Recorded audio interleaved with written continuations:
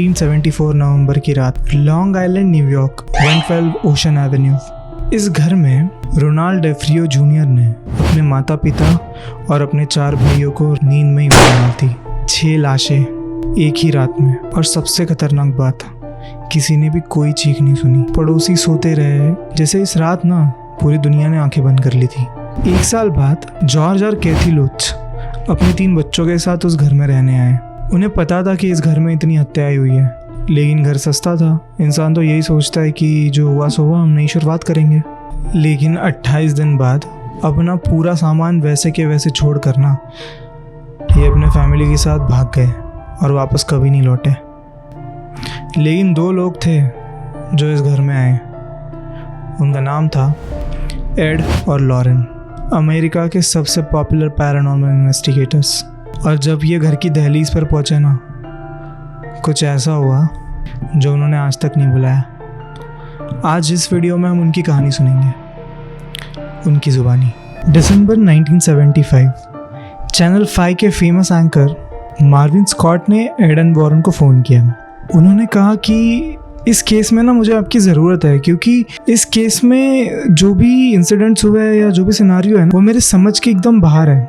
Aiden Warren तब तक हज़ारों केस इन्वेस्टिगेट कर चुके थे, लेकिन जब उन्होंने एमिटिविल के बारे में सुना ना, उन्होंने एक दूसरे को देखा और उन्होंने कहा कि हम यहाँ आना चाहेंगे।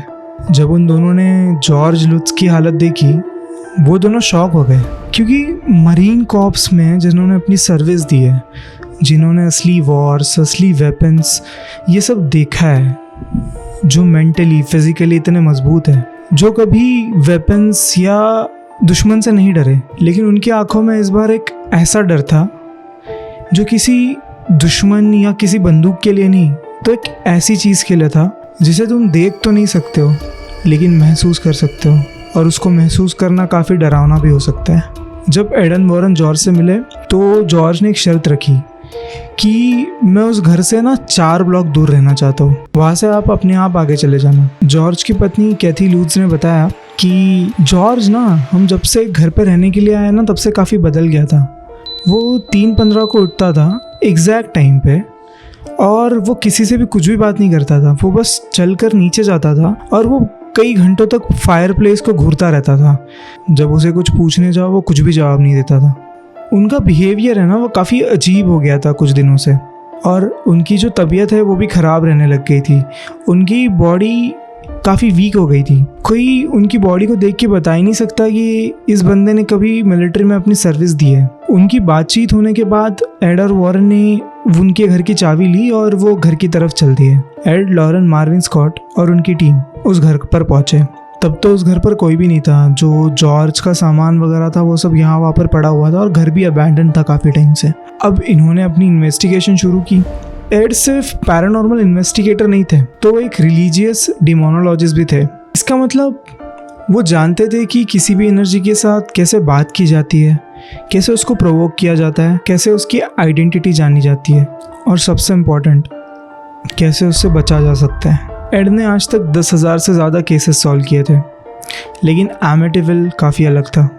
जब वो घर में घुसे ना, उनका पहला कदम बेसमेंट की तरफ गया, क्योंकि डिमोनोलॉजी में ना एक टर्म है, हर बुरी चीज़ की जड़ ना उस घर के सबसे निचले भाग पे होती है, और वो होता है बेसमेंट। तो धीरे धीरे जब बेसमेंट की तरफ बढ़ रहे थे, नीचे काफ़ी अंधेरा था। एड ने अपना क्रूसीफिक्स निकाला।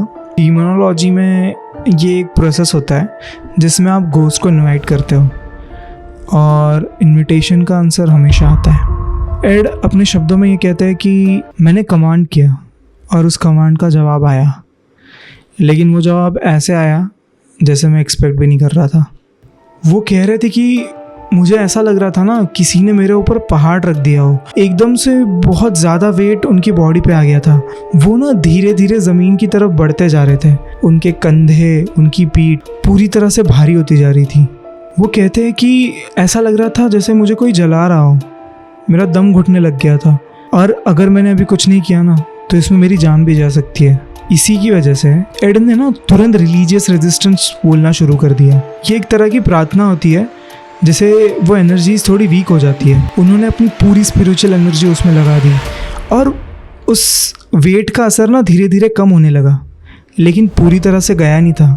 ऐसा लग रहा था कि जो भी वो एनर्जी थी ना वो पीछे तो हट गई है, लेकिन वो वेट कर रही है कि एड कब वीक होंगे और वो वापस उनके ऊपर कब्जा कर पाए। एट द सेम टाइम ना ऊपर वाले फ्लोर पे लॉरेन ना अपनी इन्वेस्टिगेशन कर रही थी। लॉरेन अपनी इन्वेस्टिगेशन के साथ एक क्लेयरवॉयंट भी थी। वो सिर्फ ये सारी एनर्जीज देख नहीं बट फील कर सकती थी।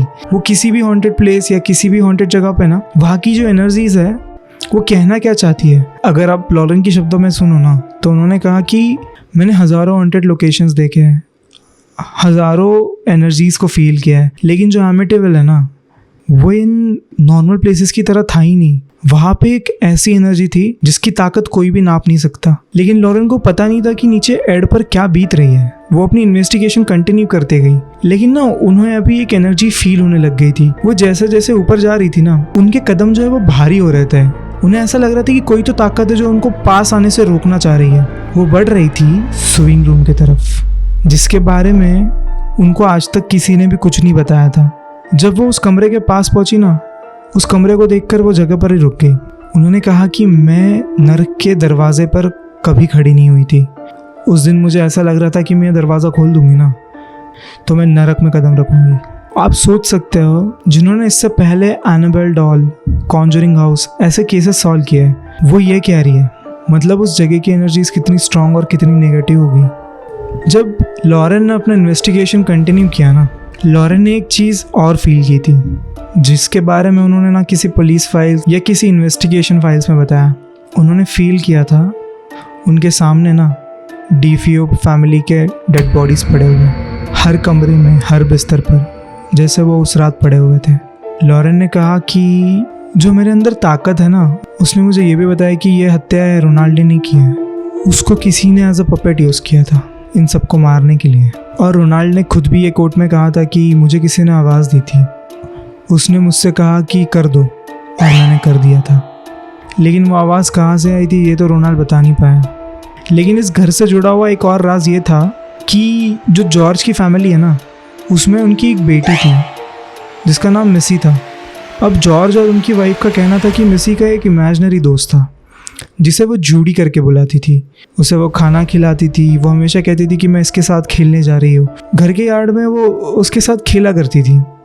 एक रात जब उनकी बेटी घर के अंदर आई और जॉर्ज जब दरवाज़ा लगाने वाले थे तो उन्होंने विंडो के बाहर देखा 2 लाल चमकती हुई आंखें और उसका चेहरा सुअर का था। जैसे ये जॉर्ज ने देखा ना वो डर गए, लेकिन वो दरवाज़ा खोल के उसके पीछे भागे। वो परछाई ना भागते हुए कहीं गई और अंधेरे में गायब हो गई। जॉर्ज आज तक ढूंढ नहीं पाए कि वो गई तो गई कहाँ। लेकिन उसके बाद से उनके परिवार को इस चीज़ ने काफ़ी डरा दिया था। एड बताते हैं कि डेमोनोलॉजी में ना ये कहा जाता है कि ये जो सारे स्पिरिट्स होते हैं जो काफ़ी नेगेटिव होते हैं, ये हमेशा कोई इनोसेंट रूप लेके ही आता है जिसके साथ कोई ह्यूमन फैमिलियर हो सके, जिसके साथ हंस खेल सके, जिसको वो ट्रस्ट करे और उससे वो एक ऐसा अटैचमेंट बनाए कि जिसको छोड़ना मुश्किल हो जाएगा। अब दुनिया ने तो कहा कि ये एमिटिविल की स्टोरी सारी झूठी है, तो एडन लॉरेन ने कहा कि अगर आपको ये कहानियाँ झूठी लगती है ना तो आप साबित करके दिखाओ, हम आपको $3000 देंगे। इसके बाद काफ़ी जर्नलिस्ट आए, काफ़ी स्केप्टिक्स आए, काफ़ी लोग आए, लेकिन कोई भी उस हवेली में ज़्यादा दिन तक टिक नहीं पाया। उनके साथ ऐसे एक्सपीरियंस हुए वो जो उनके साथ हमेशा रहे। और जो भी मर्द इस इन्वेस्टिगेशंस में उनके साथ आए थे ना ये चैलेंज लेकर, उन सबको कुछ ना कुछ हार्ट्स के प्रॉब्लम हुए। किसी को हार्ट अटैक आया तो किसी का हार्ट फेल हो गया, एक के बाद एक, और फिर उनकी डेथ हो गई। आज भी वो घर वही खड़ा है लॉन्ग आइलैंड में। कुछ नए ओनर्स ने उस घर को रेनोवेट भी कर दिया है। एड वॉरेन 2006 में इस दुनिया को छोड़ कर चले गए और लॉरेन 2019 में। लेकिन जाते जाते लॉरेन ने कहा कि एमिटिविल से हमने ये सीखा कि बुराइयाँ है ना हमेशा दरवाजे के बाहर नहीं तो कभी कभी दरवाजे के अंदर भी हो सकती है। तो किसी भी नई जगह पे जाओ तो सोच समझ कर जाना, उस जगह की हिस्ट्री और उस जगह की कहानियाँ हमेशा जान कर जाना। तो यही था आज की वीडियो के लिए। अगर आपको ऐसी कहानी अच्छी लगती है तो प्लीज़ सब्सक्राइब कीजिए 0M चैनल को। तब तक के लिए मिलते हैं नेक्स्ट वीडियो में।